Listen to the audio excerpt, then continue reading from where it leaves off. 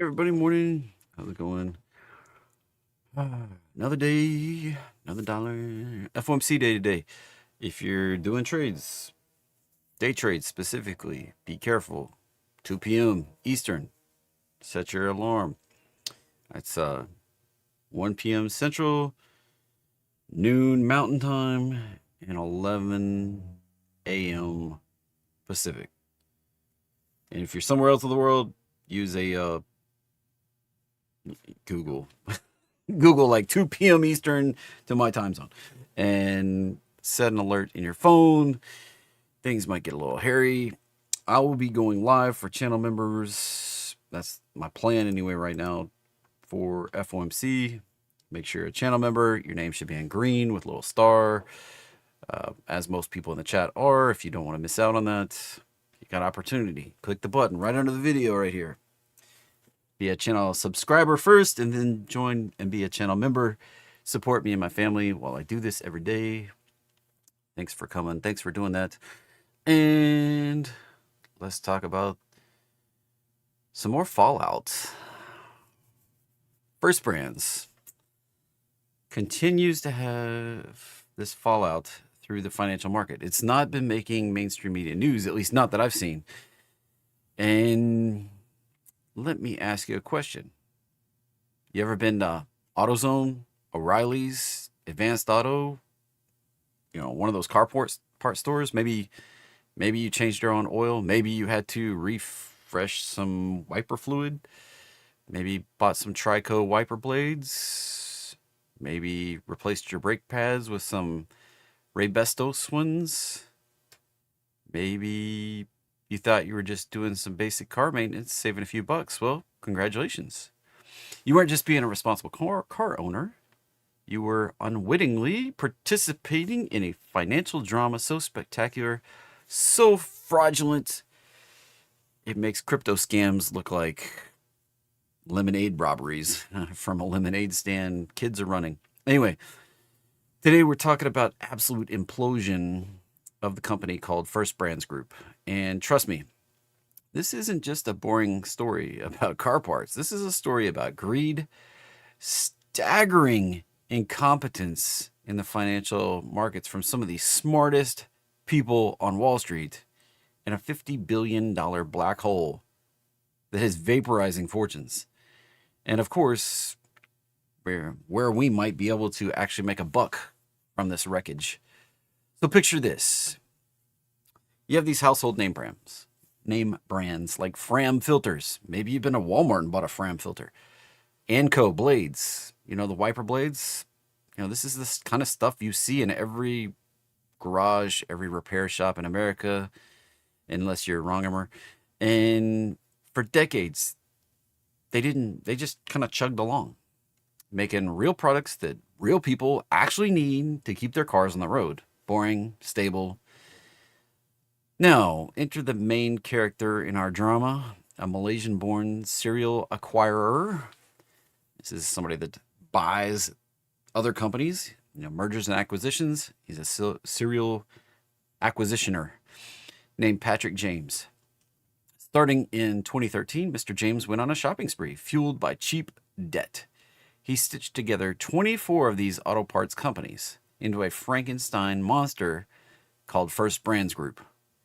On the surface, everything looked pretty nice. It's a powerhouse. It had 26,000 employees.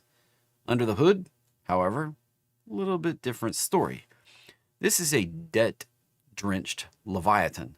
We're talking about a $6 billion in official on-the-books loans, but the real number, the actual number that the company had, the company's own bankruptcy filing says that the liabilities are estimated between 10 billion and 50 billion of active loans.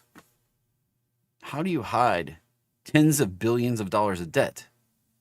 And this is where the story gets a little more creative. And by creative, I mean catastrophically fraudulent. First Brands was a master of what's called shadow finance. Now, think of it like this. They were using financial instruments so opaque that they make black holes look like a spotlight. One of their favorite tricks was something called invoice factoring. In simple terms, It's like getting a payday loan on the money that your customers owe you. So let's say First Brands sells $1 million worth of Fram filters to Walmart. Instead of waiting for Walmart to pay the bill, they sell that invoice to a lender with a factor for, say, $950,000 cash today on the books. The factor then collects the full $1 million from Walmart whenever Walmart feels like paying. First Brands did this on 70% of its sales. 70%. But they didn't stop there. It appears they were pledging the same invoices as collateral to multiple lenders. It's kind of like getting a mortgage on your house from 3 different banks at the same time. Brilliant strategy, right up until the moment that the banks start comparing notes. And that's exactly what happened in July of this year. First Brands tried to refinance some debt. The new lenders, well, they actually did a little due diligence for once and said, wait a minute, hold on. We'd like to see a quality of earnings report from you. That's Wall Street code for, we don't believe that the numbers you're showing us are the real numbers. Let's actually see the real books. And at that point, the whole house of cards started collapsing down. The founder, Mr. James, resigned in October of this year amid a DOJ probe. The company filed for Chapter 11, and the money, billions of dollars, as one creditor put it, simply vanished. It's gone. Now here's my favorite part of this whole story. Who lent them the money? Right? Who's on the hook for all this? Who were the financial geniuses who didn't even check the books before this year? The absolute titans of Wall Street. UBS, the biggest bank in Switzerland, has over $500 million of exposure to this. One of the hedge funds, O'Connor, had 30% of its entire portfolio tied up into this one company. 30%. That wasn't an investment strategy. That's kind of a death wish without checking the books. And, well, you got Millennium Management, one of the world's largest hedge funds. They're out $100 million. And Jefferies, the investment bank that was actually First Brand's best buddy in all of this stuff for a decade, not only is getting its clients crushed, but is now facing a total reputation implosion for backing these shenanigans. These are the smartest people out there lending money. They're the ones who've paid millions of dollars they've been paid. Like, we pay them. If you invest with these companies, we pay them billions, millions, if not billions of dollars to do due diligence and find the safest, bestest stuff. And they got taken to the cleaners by a company selling oil filters. Even the so-called safest loan in the bankruptcy, the debtor in possession, or DIP loan, is only trading at 70 cents on the dollar. The lifeboats have holes in them. That's this kind of stuff just doesn't happen. The debtor in possession stuff is usually full face. Of course, not everyone came out behind. There's actually hedge funds that did some homework, like Apollo and Diameter Capital. They shorted the debt. They are currently making a killing. Classic case of diligent profiting from the lazy. So, how do we make a buck? That's the real question. Where's the opportunity in this smoldering crater of hot mess?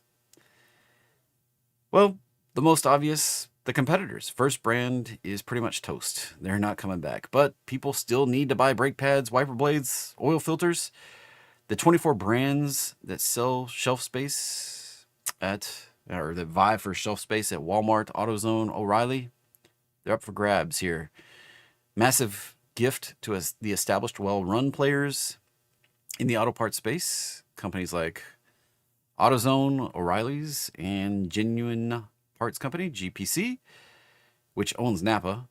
They're perfectly positioned to swallow up some of this market share, maybe buy out some of the brands. They have distribution, relationships, and most importantly, the boring, non-fraudulent balance sheets. O'Reilly stock took a small dip recently, and that could be an interesting entry point right here. And for those with higher risk appetites, you got distressed debt markets. Vulture investors are going to be picking over the carcass of First Brands for several months now, buying up assets for pennies on the dollars. It's a brutal game, but can be highly profitable as you spin off those brands to people that want them.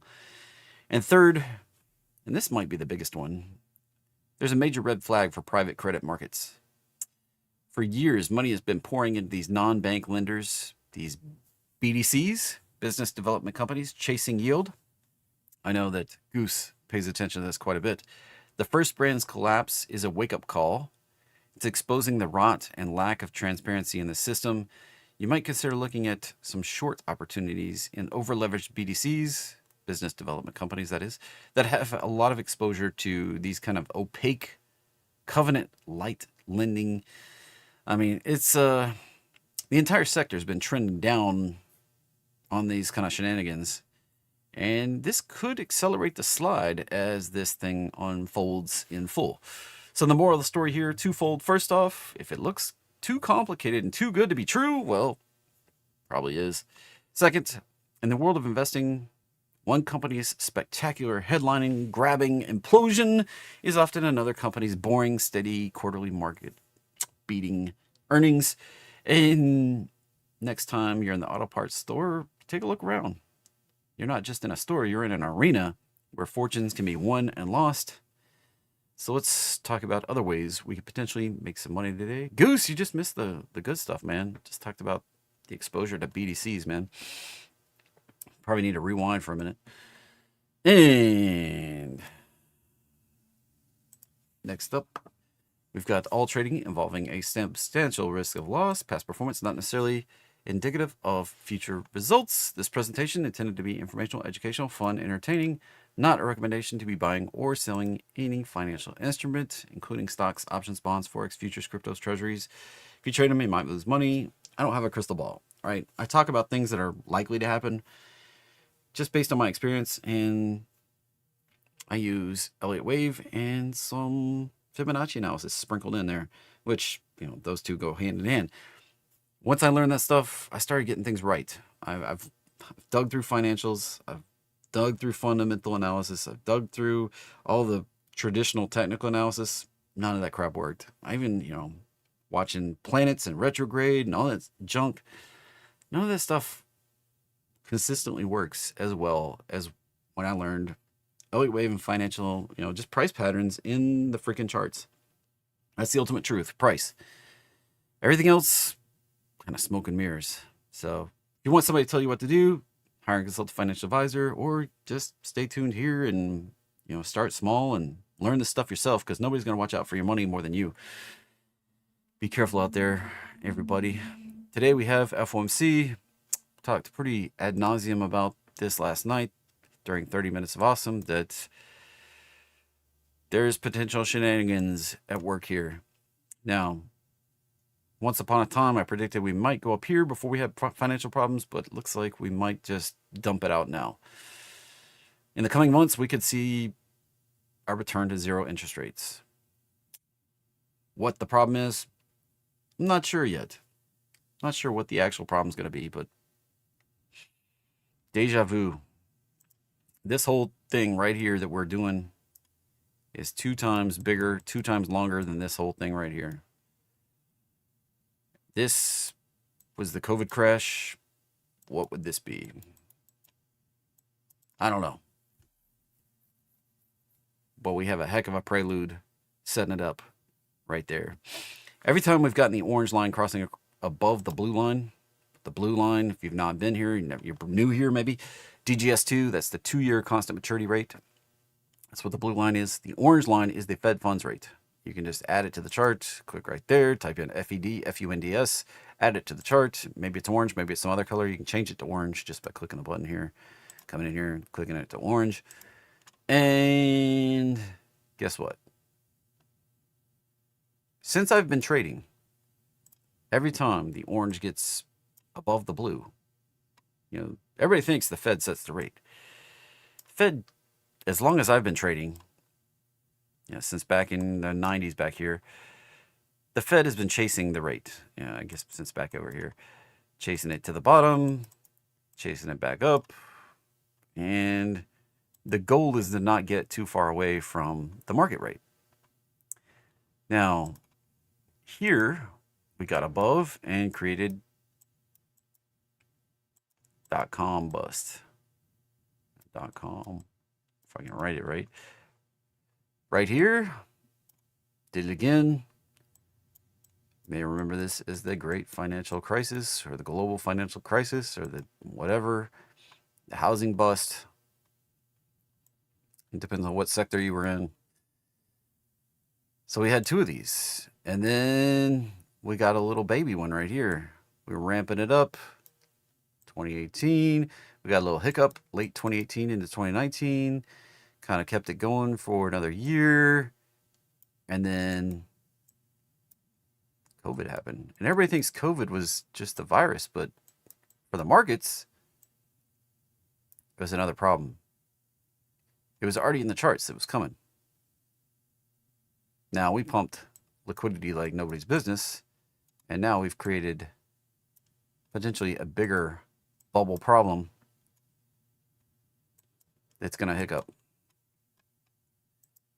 This potentially going to flush back down sometime not too distant future. It's just already in the chart. So one of those things is probably not going to happen today, probably not going to happen tomorrow, but it's out there. So if the signs start, if everything starts coalescing, there's going to be bigger problems.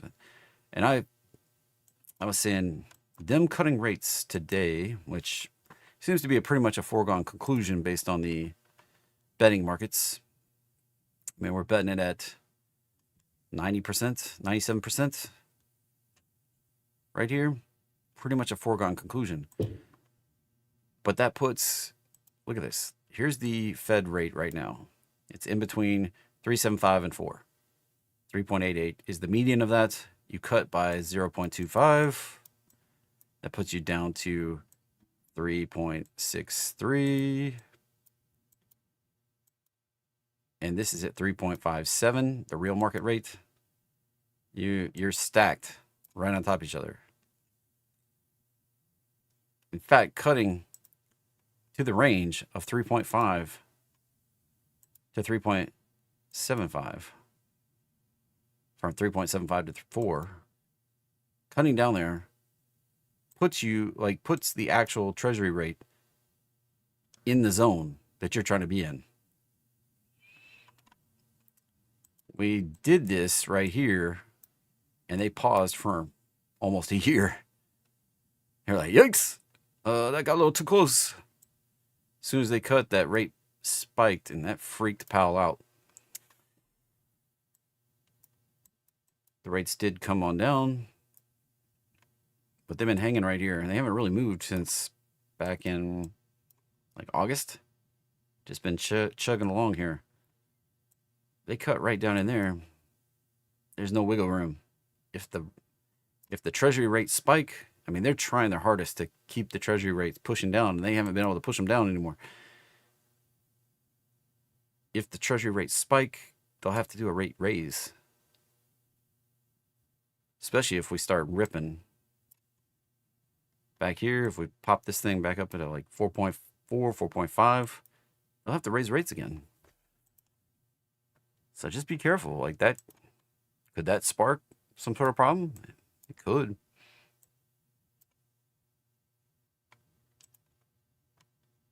Anyway. Well, that's cool.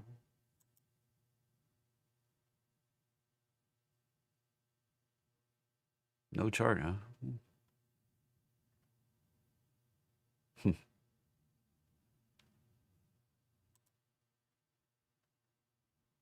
Well, might have to kill the browser, it looks like.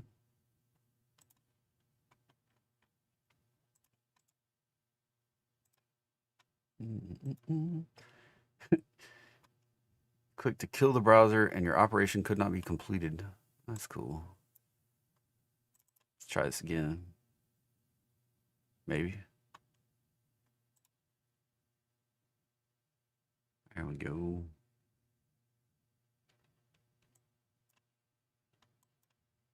How do we make money today? What do we watch? Today, I'm cautious. We kind of held this right in this zone. Didn't complete a 5 down. Well, actually, that did go slightly lower there, didn't it? So that technically completed a 5 down. Although that doesn't look like we're done. Looks like that 4 decided to come on up here. And that's a 1, 2, 1, 2. And I'm going to guess that this 5 is probably... If we get a 100-point flush out before FOMC, which is... There's not much time on the clock here. From here to here, if we do that before FOMC for some crazy reason, we'll probably pop. If we don't, I give it like 55% odds we're going to drop, and 45% odds we pop.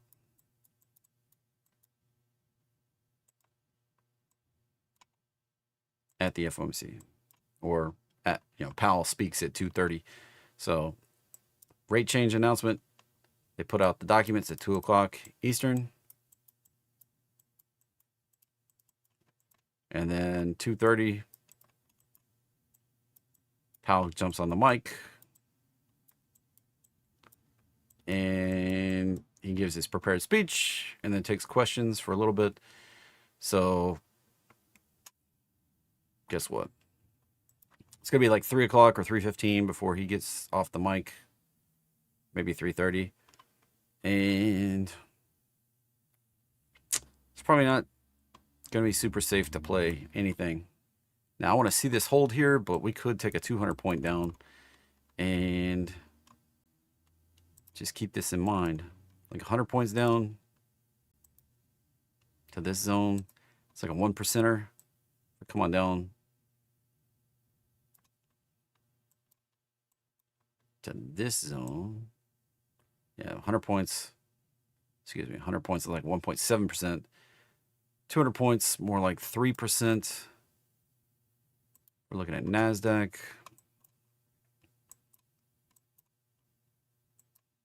Zoom in here. Maybe pop up a time frame or two. 1.7%. Going to be down here about 400 points, 450 points. And a 3%er, that'd be like almost 800 points. And the target down there, where I would think we would retrace to, almost 1,000 points down. So if you're trying to play my classic put spread, be careful is the word of the day. If we got a big negative reaction, even just down to the support, and you're only playing 300 points down, like this could really screw you on a big drop, 1,000 points down. You may think, well, how often can price drop? Like 3%, almost 4%. More often than you might think is the answer. So right here, we've had 2 4% drops in the last 5 years. And that's between 1:30 and 4 p.m. close. This is not even all day. This is just for 2.5 hours, the last 2.5 hours of the day. We've had 2 drops that big.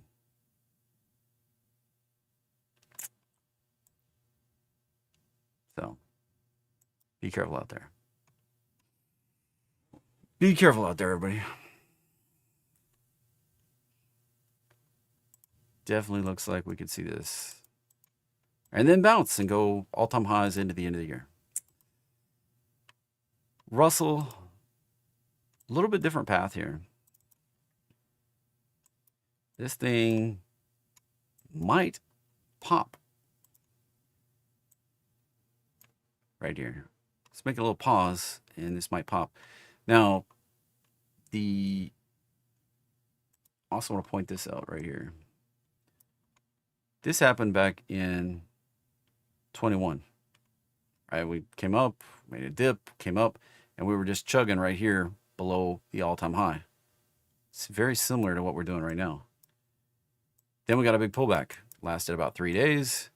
Then we shot off to all-time highs into the new year. And then we spent the next 10 months in a correction.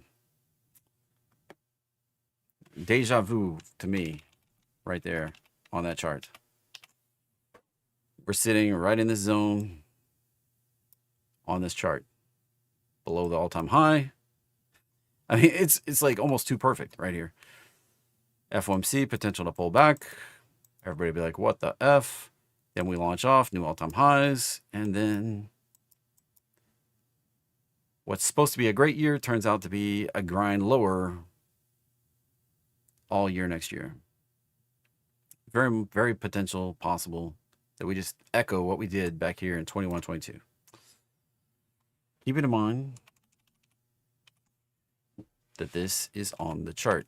The chart doesn't always repeat patterns, but I see repeating patterns more often than I don't. I mean, that's how I make all my money, basically, is repeating patterns. So be careful out there. Hey, Kimberly, my favorite subscriber. Finally rolling in. And Chewy making a nice little pop today on earnings. Trying to break out of the downtrend, finding resistance right here at the roadmap line. Want to see this get a little more momentum to the upside. Here's the high, here's the low, A, B, C. Want to hold on to this, pop on up through, get through that 618 up there at 41, and then we're set for bigger targets up here. Probably not going to happen this year, probably going to happen well into next year. If we can get the momentum going, this could be good for 51, 52, 53, 54. We're up there, maybe even all the way up to 60.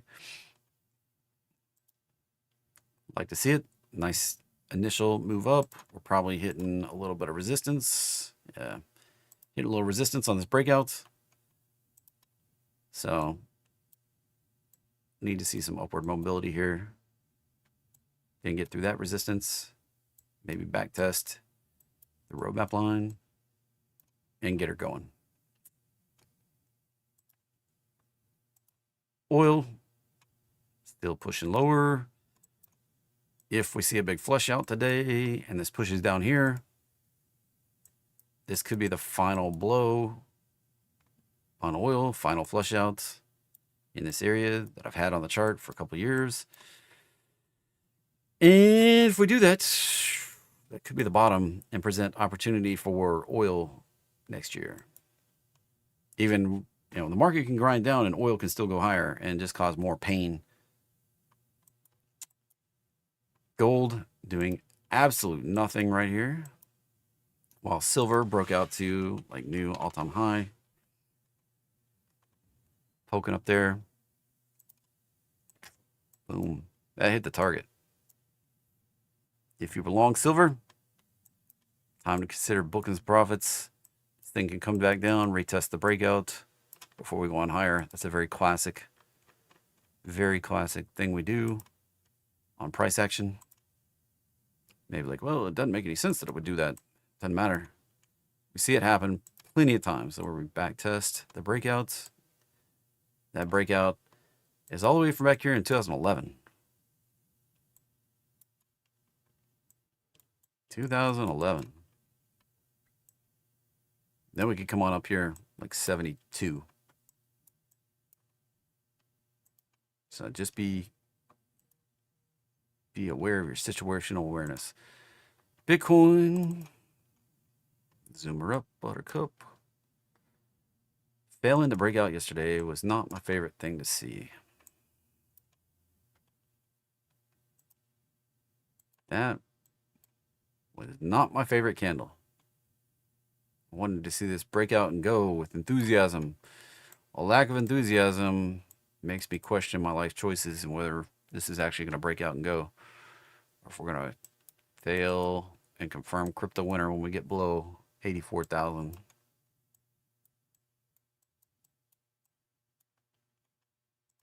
So I'm actually going to put an alert here.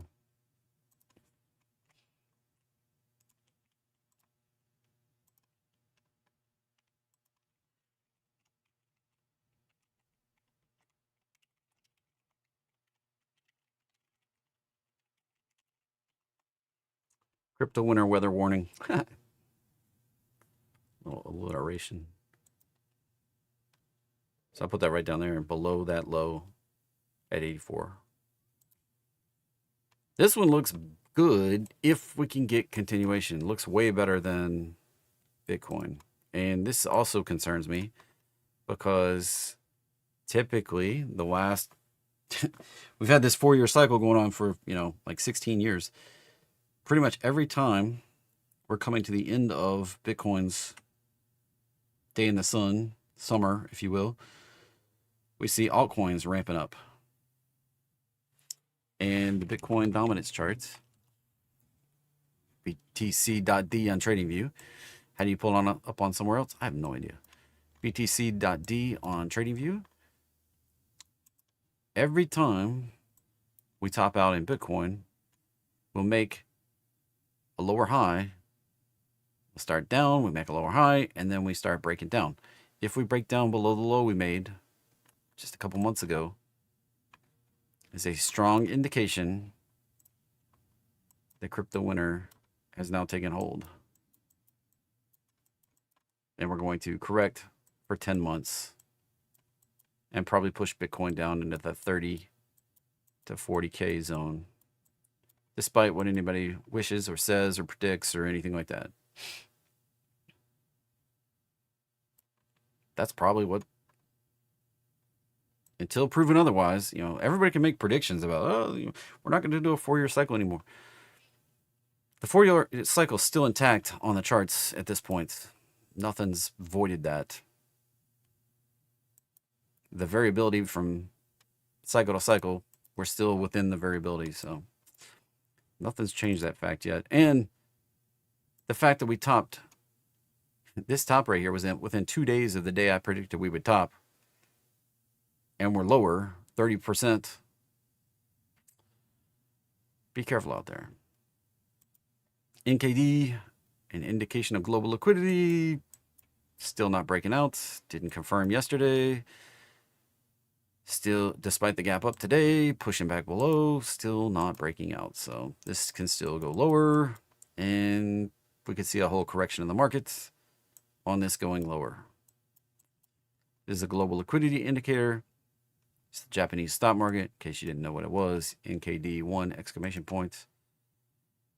And that's a chart pattern for going lower without confirming above that 618. We could very well see this drop down here. And if global liquidity is going to shrink like that, the US markets are going down, crypto's going down, all those sort of things. Dollar still holding up pretty well here. All the stories about the dollar's demise still hanging out here. If we get below 98.5, probably going back down to a new low, lower than we did the low we made in September. Lower than that low. And if we can break above 102, going higher, probably a short squeeze on people shorting the dollar. Otherwise, probably just hang out right here with the roadmap line. That's the easiest thing for it to do, is just hang out for now. Apple.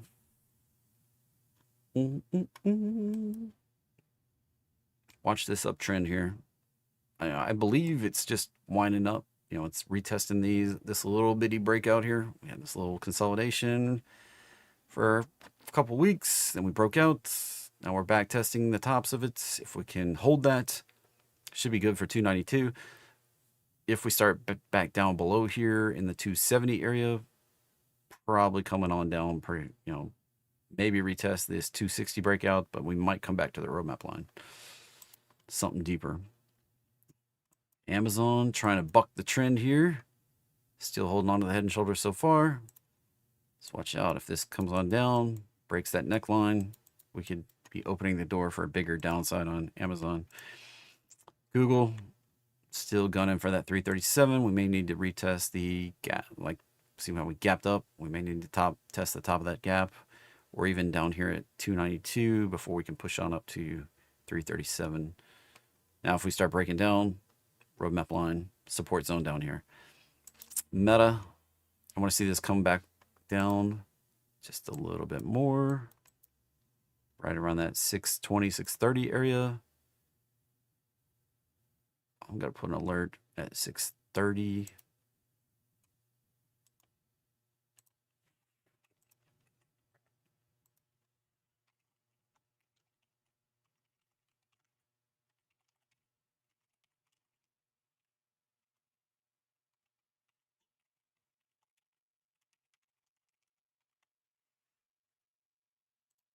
Add myself a reminder to consider buying some METU if we can drop down here.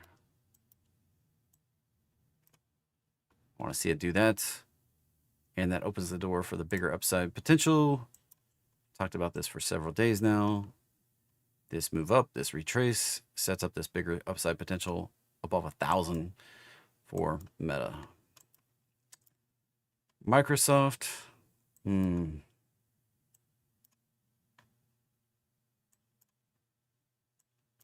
Here's the micro story going on here. We made this low. It was right in the support zone.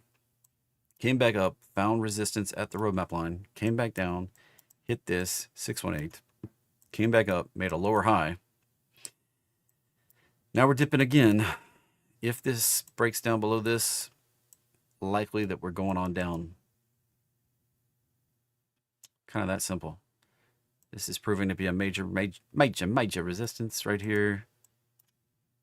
And that can open the door for a deeper retrace similar to what Meta did. That target would be down here around 415, 420. NVIDIA, still struggling. Has not gotten up to test the resistance up here at 195. As long as we're down here, this opens the door to come on down and retest the breakout from last year. Back down here around 150. These highs we made back here last fall, coming into this year. As long as we're being weak right here, this is weak price action, can bring us right back down in that zone. Tesla.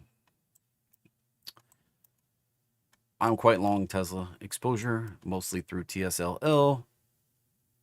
We're working on sticking the breakout here. We got through that 618 zone on the bounce, that high, this low, ran the fibs, the 618 right there, 437. We got through it, ran out of juice, came back tested it.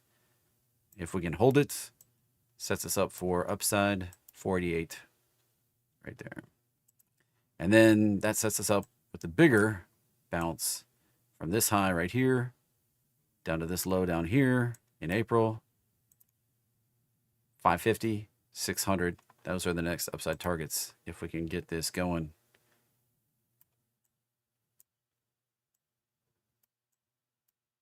And then crazy target 800 up here. May take a retrace and a bigger move to get up there. Time-wise, sometime next year probably. I am long TSLL. This thing paid, or is paying, a massive dividend for holders today. If you're not already holding it coming into today, you missed it out. You missed it out. But that's as big as a week of selling options right there. Holy moly. I was doing the math on the number of shares I hold. That's like a $3,000 payday. Pretty good for a dividend. Netflix, still hunting the bottom here. If we break below this 95 area, we're probably coming on down into the 89 zone down here, right in the middle of the box. That'd be my guess. I was expecting Netflix to hold right in here. 98 was kind of where I expected it to hold, but so far we're not. So I tried to pick a bottom so far. I'm just going to keep holding that. I'm out here to March. Got time. So even if it dips a little more, I'm not necessarily the greatest on timing. Like I usually front run a little bit. I've tried to be more conservative on how much time I buy. I could run out of time before it actually bounces. Looking for the bounce to come back up into the 120 area, which when you run the fib line from the top to the bottom, it's roughly where the 618 is hanging out right now.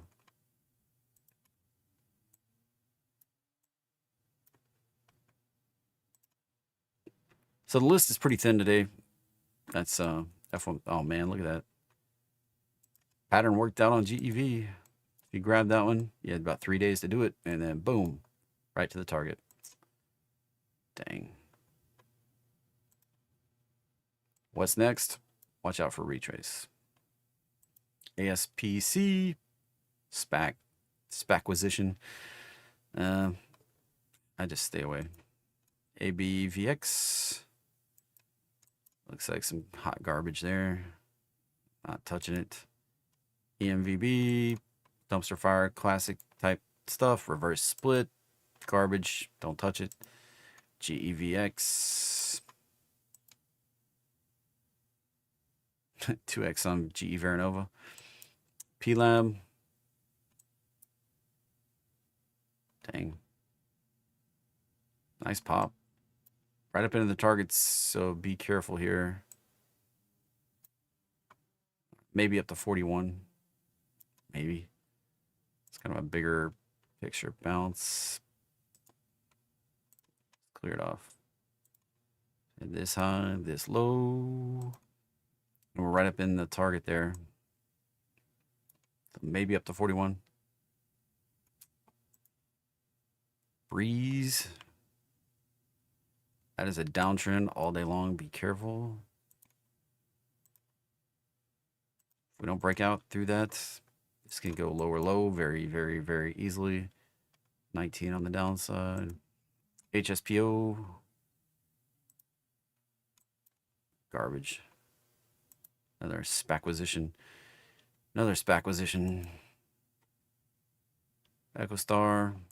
Making a rip for 110. DXYZ.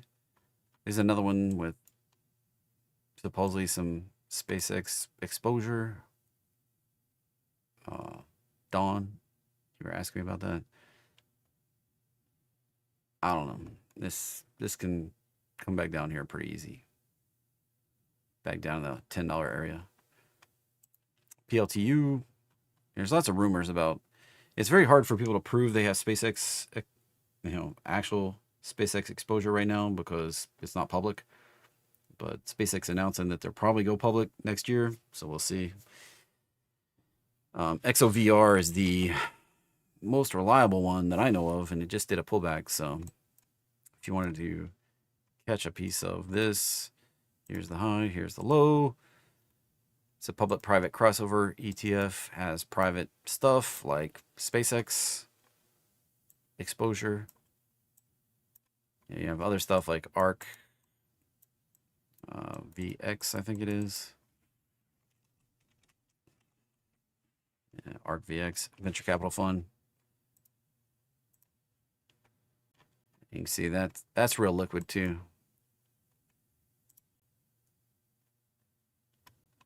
Great liquidity there. I would be very careful screwing around with this. So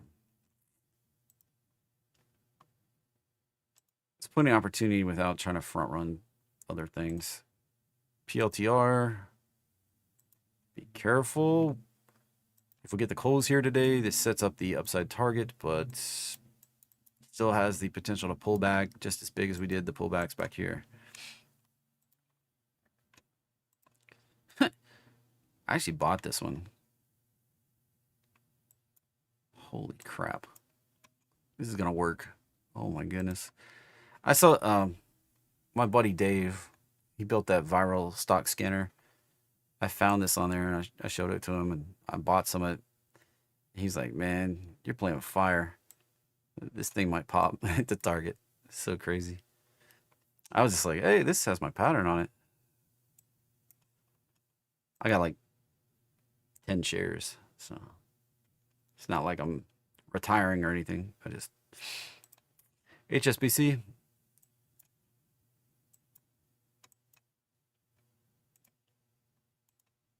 That's Dave Cargo, not Dave Brawley. Yeah, DXYZ holds SpaceX. But DXYZ looks horrible, that chart. So, and their net liquidation value is, yeah, they're overhyped, I guess you might say. HSBC looks like that may come back. Pepsi. Ew, watermelon seed squeeze. Nasty.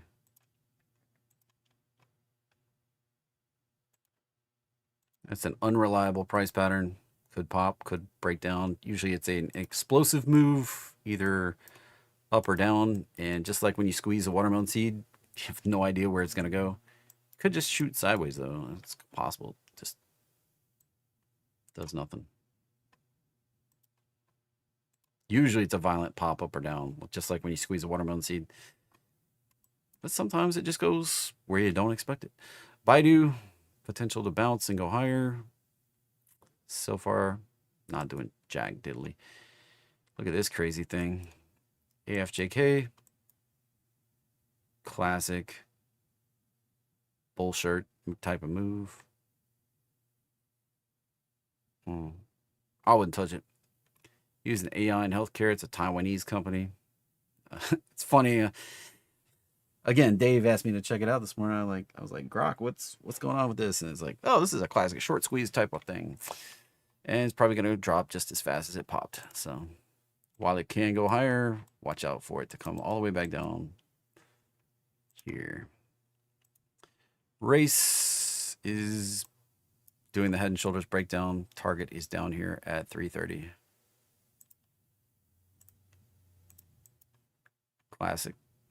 Classic pattern, continuation, right down there. And it doesn't have to stop there. It can keep going. AVAV. Didn't find the bottom yet. That's why you don't front run the pattern.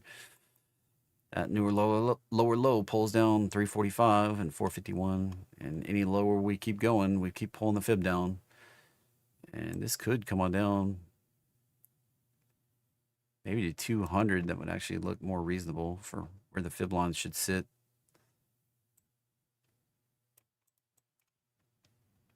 SMX. Yeah, I wouldn't touch this. Bunch of reverse splits. And dumpster fire territory. MLI. Hitting targets.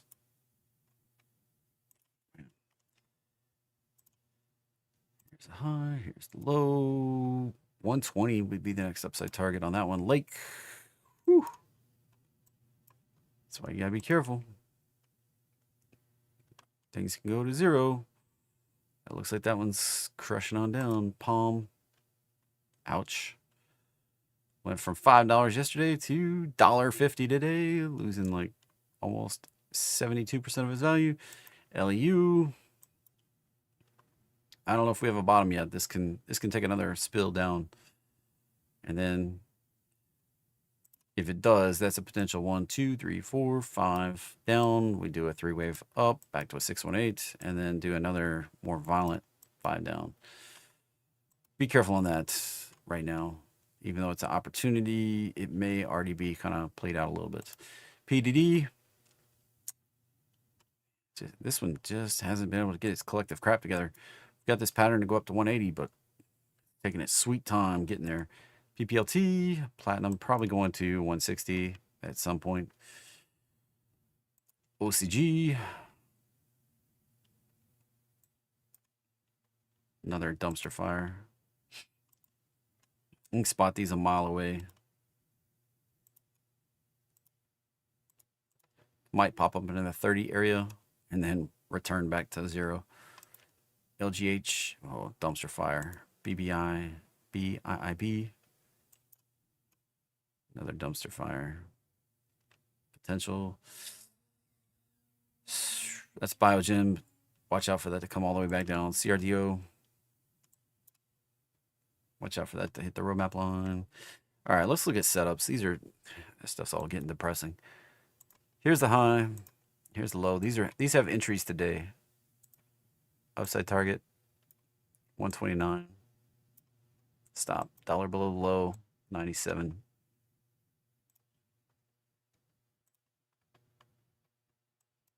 There's the actual entry right there. ARQ. Autonomous technology and robotics. This is going to be pretty hot next year. Robotics is probably so. If 2025 has been about anything, it's AI. 2026 right now, we're kind of predicting. I've seen lots of rumblings in the background that robotics, especially AI-powered robotics, is going to be the hot sector. I'm trying to find some good companies, but this looks like it may be an opportunity right here in this one. Autonomous technology. They probably got some good stuff in here. Tesla, Teradyne. Yeah, Teradyne, isn't that the company from... That the company that makes the T2000 or whatever, or T1000? The Terminator movie? Teradyne Industries. Great. Kratos, Palantir, Rocket Lab, AMD, Archer, Trimble. So I'm going to hunt some smaller ones that I think could get some bigger upside coming into 2026. ATEN, this one's already in it from back here. We actually did a lower low without stopping it out. Remember, stop is $1 below the low, which would have been 16.10, which we got close, but no cigar. Coming back up, 19 targets. Bulls. It's 3x leverage, so be careful on this one.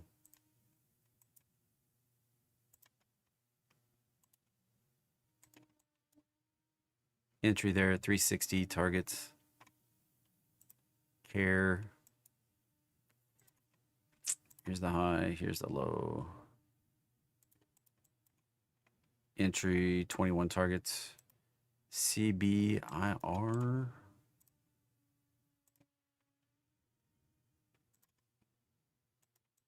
There's the entry, 79. Look at this. 100% of the time this has worked. What's the profit vector? It's infinite because there's no losses. 14 out of 14. 14 up, 14 down. CBIR has nailed it every time. Now, this is not a statistical population. 30 is a statistical population. 14 is not. But, that all said, it's looking pretty good. Unless we lose the next 16 times, this is probably going to be rocking and rolling here. So this has a pretty good upside record. 79 would be the target. It's hard for me to not see that and be like, now, would I go outsize on it? No, I'd probably take a light position. But that's a pretty fair risk to reward there. You know, $4 upside on some shares. Stop is always $1 below the low. It picked up this little bounce right here. I don't know if I'd go after it. That's a downtrend of highs, but 1356 there. GCBC. And I wouldn't touch that one. Harmonic. The last one worked out pretty good. Here's the high, here's the low, there's the entry, 1196 target, 23, 7, you know, this is like something you've never heard of right here, probably. And has a reasonable chance to go higher. The profit factor is negative, but so be careful. HPE. That one, 2750 target. Neo Eggnog. Let's see. Neogen. Here's the little high. Here's the little low. That's a really tight little pattern. I'm not I wouldn't feel that one. Like, I wouldn't feel super great getting after that one, but 88% of the time it's worked out. So there you go. Pack, excuse me. Ran pack. Rack pack.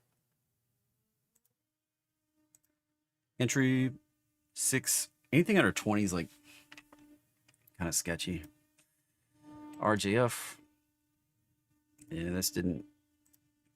You grab the little mini pattern here. Bigger pattern. We need that close above the 167 to kick off 181. Tends to work. So if this actually pushes on up, there's your target. Like, that's a reasonable. It's like $20 of upside for about $10 of risk. 150 would be, I guess $16 of risk. Not quite $20. I guess it's almost 1-to-1, I guess you might say. Let's put it on there.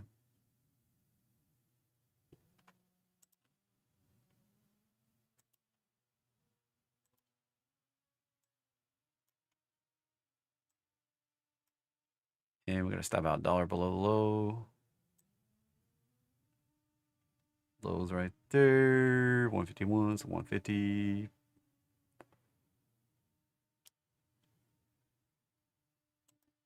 Yeah, so there's your risk to reward. Basically 1-to-1. Not bad. I guess 0.8 or whatever. Yeah. Reasonable.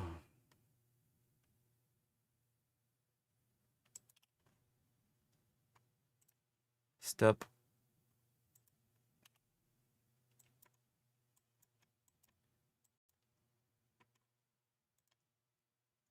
There's the high. Here's the low. 70-37 targets. No real statistics. So that's the list for today. Bias for today. Be careful. I don't really expect anything to happen. The most likely thing to happen between now and FOMC is nothing. Just a little drift, higher, lower, all that sort of stuff. And then be careful, because the chaos can open up at 2 p.m., 2:30. Like I said, channel members, I'll be live probably 5 or 10 minutes before, maybe 5 minutes before FOMC. It's probably going to be like paint drying. The last few have been that way until Powell got on the mic. And then it depends on what he says, and it may be more like paint drying. So chaos doesn't necessarily ensue, but any surprises can bring some big reactions, and maybe we move for no apparent reason. So have a great day, everybody. Be careful out there. The account you save may be your own. See you again tomorrow. Same bat time, same bat channel. Come hang out if you're a channel member for FOMC.